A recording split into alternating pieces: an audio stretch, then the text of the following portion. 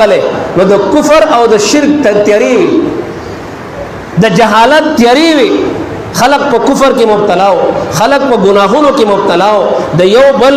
د وینو تګ او د خلق د جهالت تیاری وي هر طرف ته او د کفر تیاری وي هر طرف ته چې کله قران راغی نو د کفر تیاری ختم شي د توحید او د اسلام رڼا الله رب العالمین شروع کړه دا د روزي او د دې په منځ کې مناسبت ده روزه بیا ول راغله چې ستاسو د نفس اصلاح وشي ستاسو د ذات اصلاح وشي قران ول راغله چې ستاسو د نفس او ستاسو د معاشري د دوړو اصلاح وشي د دې لپاره الله رب العالمین قران لري ګل ان هاذا القران يهدي للتي هي اقوم دا قران اغلار خي چې کملار نه غلار ده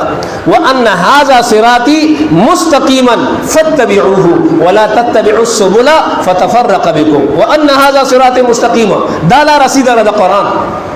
دا د اسلام لار سیدره فتبعوه د دې لار اتباع کوي ولا تتبعوا السبل